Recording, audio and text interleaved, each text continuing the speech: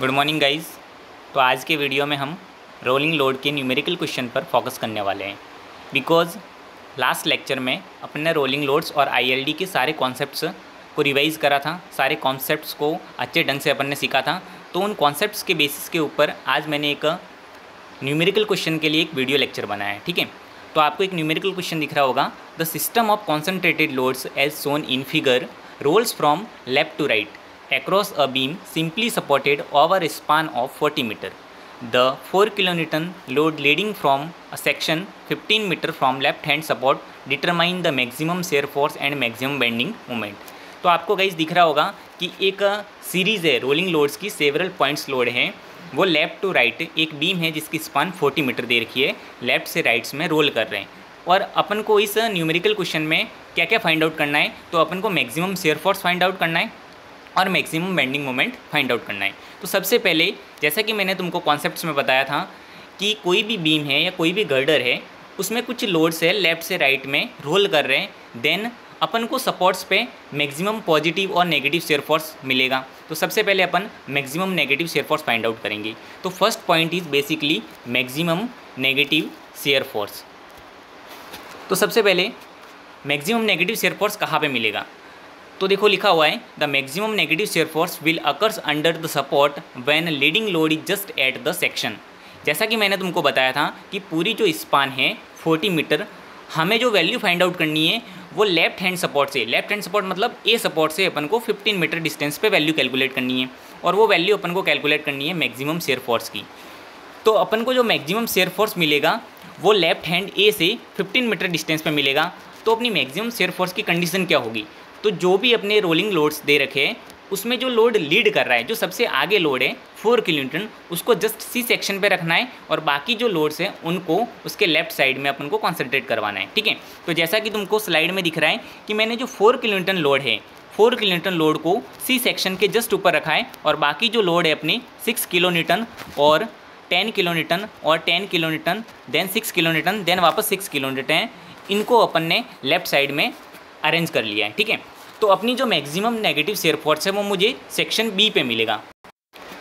तो अपन को जो नेगेटिव शेयर फोर्स है वो सेक्शन बी पे, यानी वहाँ पे जो सपोर्ट रिएक्शन आर बी लग रही है वहाँ पे अपन को मिलेगा। तो आर बी रिएक्शन निकालने के लिए हमको पता है कि अपन ए पॉइंट के अबाउट मूवमेंट लेंगे। तो सबसे पहले अपन क्या करेंगे, taking movement about point A. अब देखो कि ए पॉइंट के अबाउट मूवमेंट लेने के लिए, तो ए पॉइंट के अबाउट मूवमेंट लेने के लिए मैंने क्या करा, सबसे पहले ये जो रिएक्शन आर बी तुमको दिख रही है इसको मैंने इस 40 मीटर से मल्टीप्लाई कराया। अपन कैसे मूवमेंट लेते हैं, जो भी लोड है उसको उसकी परपेंडिकुलर डिस्टेंस से मल्टीप्लाई कराते हैं। ठीक है, तो सबसे पहले इस पॉइंट के अबाउट मैंने राइट साइड से लेना स्टार्ट करा, तो आर बी इंटू 40 जैसा कि दिख रहा है, R B into 40 minus, then ये नीचे से रिएक्शन लग रही थी इसलिए इसको मैंने पॉजिटिव लिया, तो ऊपर से जो रिएक्शन लग रही है या ऊपर से जो लोड लग रहा है उनको अपन को नेगेटिव लेना पड़ेगा।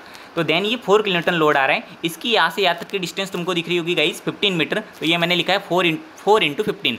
देन 10 किलोन्यूटन लोड है तो 10 इंटू 12.5, देन वापस 10 किलोन्यूटन लोड है, then 10 into 9.5, then 6 kilonewton load है 6 इंटू 6.5, देन वापस 6 किलोन्यूटन लोड दिख रहा होगा, उसकी डिस्टेंस है 4, तो 6 into 4 equal to 0। Taking moment about a point is equal to 0, ये अपनी इक्विलिब्रियम कंडीशन कहती है। तो मैंने एक पॉइंट के अबाउट मूवमेंट लेकर उनको 0 के इक्वल कर दिया। देन इस इक्वेशन को सॉल्व करने पर जो अपनी आर बी की वैल्यू आई वो आई 8.575 kilonewton, and this is the maximum negative shear force at support B.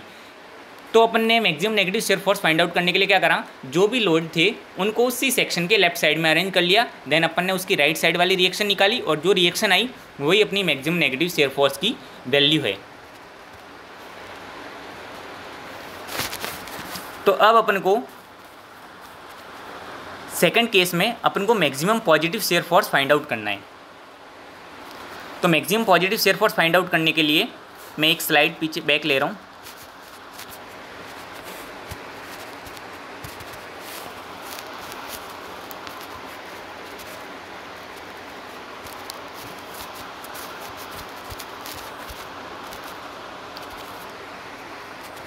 तो maximum positive shear force find out करने के लिए अपन को इन सारे लोड्स को, जब अपन ने negative shear force find out करा तो सारे लोड्स को मैंने लेफ्ट सेक्शन में रखा। तो similar for finding out maximum positive shear force we have to arrange this all load in right of the section. तो मुझे क्या करना पड़ेगा, इसी सेक्शन के राइट साइड में मुझे सारे लोड्स को क्या करना पड़ेगा, अरेंज करना पड़ेगा।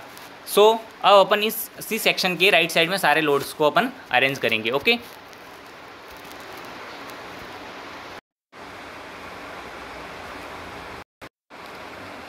सो in third step we will find out the maximum bending moment.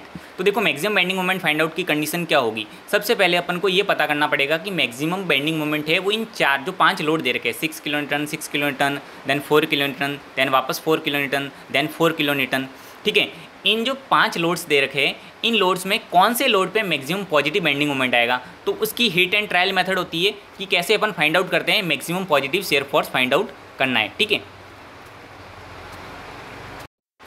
So maximum bending moment find out करने के लिए सबसे पहले मुझे क्या करना पड़ेगा, ये जो इतने लोड्स दे रखे हैं अपन को, ये सारे जो लोड्स है 6, 6, 10, 10 एंड 4, इसमें से मुझे ये फाइंड आउट करना पड़ेगा कि इनमें से कौन से लोड पे अपन को मैक्सिमम बेंडिंग मोमेंट वैल्यू मिलेगी। तो सबसे पहले मैंने क्या करा, जो सी सेक्शन है उसमें एक लोड को मैंने लेफ्ट साइड में अरेंज कराए और बाकी जो लोड्स थे उनको राइट साइड में अरेंज कराएं। तो जैसा कि तुमको दिख रहा होगा, फर्स्ट जो 6 किलोन्यूटन लोड था उसको मैंने सी सेक्शन के लेफ्ट साइड में अरेंज करा, देन जितने भी लोड्स थे उनको सी सेक्शन के राइट साइड में अरेंज करा।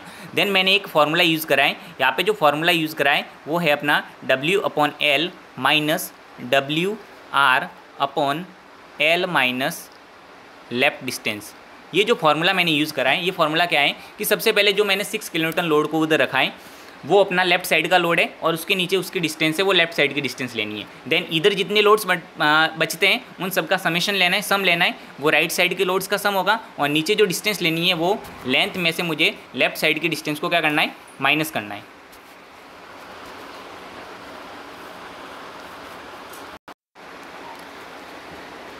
तो सबसे पहले मैंने 6 किलोन्यूटन को लेफ्ट साइड में रखा, देन उसके नीचे डिस्टेंस आ रही है 15 मीटर।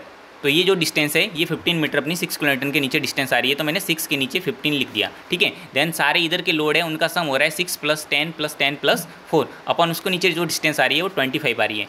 तो ये जो वैल्यू मेरी आई नेगेटिव 0.8 आई। देन मुझे क्या करना पड़ेगा, पहले मैंने एक लोड को शिफ्ट करा, देन दूसरे लोड को भी मुझे लेफ्ट साइड में शिफ्ट करना है। तो मैंने जो दूसरा वाला 6 किलोन्यूटन था उसको भी मैंने लेफ्ट साइड में क्या कर दिया, शिफ्ट कर दिया। देन अपनी इधर लेफ्ट साइड में लोड हो गई वो 12 किलोन्यूटन हो गया, उसके नीचे जो डिस्टेंस है वो 15 ही रहने वाली है। राइट साइड में लोड है वो कम हो गया, यानी कि 10 + 10 + 4 और डिस्टेंस 25। तो अपनी जो वैल्यू आई वो वापस मुझे नेगेटिव वैल्यू मिली है। देन मैंने क्या करा, थर्ड लोड को वापस शिफ्ट कर दिया लेफ्ट साइड में और मैंने वापस वैल्यू कैलकुलेट करी। तो थर्ड लोड को वैल्यू कैलकुलेट करने पर मेरी वैल्यू आई 0.9। बेसिकली ये अपन को कब तक करना है, जब तक कि अपना जो साइन है बेंडिंग मोमेंट का जो साइन है वो चेंज नहीं होता।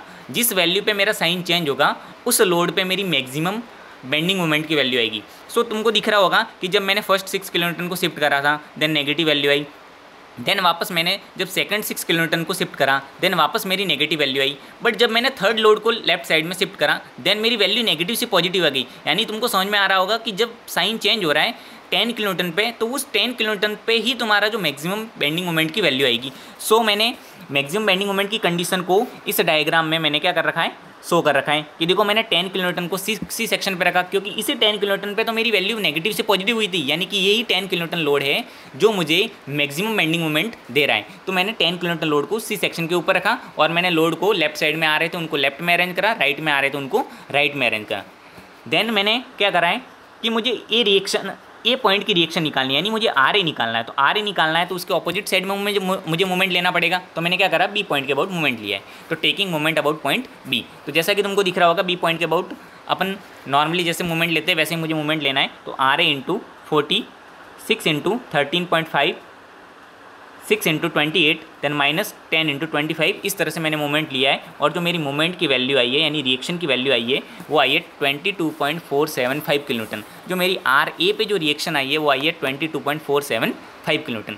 अब मुझे इस रिएक्शन से मतलब नहीं है, मुझे क्या करना है, मुझे इसी सेक्शन पे मूवमेंट फाइंड आउट करना है, क्योंकि अपना जो टॉपिक है वो मैक्सिमम बेंडिंग मूवमेंट है और वो जो मैक्सिमम बेंडिंग मूवमेंट है वो उस सेक्शन पे फाइंड आउट करना है जहाँ पे 10 किलोन्यूटन लोड है वो एक्ट कर रहा है। तो मुझे सी सेक्शन पे मूवमेंट लेना पड़ेगा। तो मैंने क्या करा, maximum bending movement at C section पे मूवमेंट लिया एट एम सी। तो सी सेक्शन पे मूवमेंट कैसे लेंगे, आर ए को मैंने सी सेक्शन तक की डिस्टेंस से मल्टीप्लाई करा है, यानी आर ए × 15 हो गया। फिर ऊपर से जो लोड आ रहा है उनका मूवमेंट माइनस करना पड़ेगा। तो 6 × ये हो गया 5.5, देन वापस 6 आ रहा है वो हो गया 6 × 3। तो इस तरह से जो मूवमेंट की वैल्यू आई वो आई अपनी 286.125। तो ये जो अपनी मोमेंट की वैल्यू आई है यही अपना मैक्सिमम बेंडिंग मोमेंट है, ठीक है। तो इस तरह से अपन ने क्या करा, सबसे पहले मैंने negative shear force find out करा, देन मैंने positive shear force find out करा, देन मैंने मैक्सिमम बेंडिंग मोमेंट की value calculate. Guys rolling load के क्वेश्चन को अपन, ये अपनी जो सिंपल मेथड है कि अपन ने इस रोलिंग लोड के क्वेश्चन को रोलिंग लोड की मेथड से सॉल्व करा है कि अपन ने negative shear force, positive shear force और बेंडिंग मोमेंट फाइंड आउट करा है। इस क्वेश्चन को अपन दूसरी और मेथड से भी अपन को सॉल्व करना है, क्योंकि बेसिकली एग्जाम में या तो सिंपल लिखा हुआ आएगा कि जो फॉलोइंग क्वेश्चन है उसको रोलिंग लोड की हेल्प से सॉल्व करो, या इन रोलिंग लोड के क्वेश्चन को अपन को आईएलडी की मेथड से सॉल्व करना है। तो सबसे पहले आज अपन ने इस लेक्चर में नॉर्मल मेथड है रोलिंग लोड वाली, उसके कॉन्सेप्ट से इस क्वेश्चन को सॉल्व करा और अपन ने 3 वैल्यू फाइंड आउट करी, maximum positive shear force, negative shear force और मैक्सिमम बेंडिंग मोमेंट। तो अगले लेक्चर में अपन ऐसे ही सिमिलर क्वेश्चन लेंगे और उसको आईएलडी की मेथड से सॉल्व करेंगे। तो गाइज़ अगर किसी को इस क्वेश्चन से रिलेटेड कोई भी डाउट है तो मुझे कमेंट करके बता दीजिएगा, मैं आपका जो डाउट है वो नेक्स्ट लेक्चर में या जूम ऐप के थ्रू मैं आपके डाउट से सॉल्व करवा दूंगा। Okay, thank you.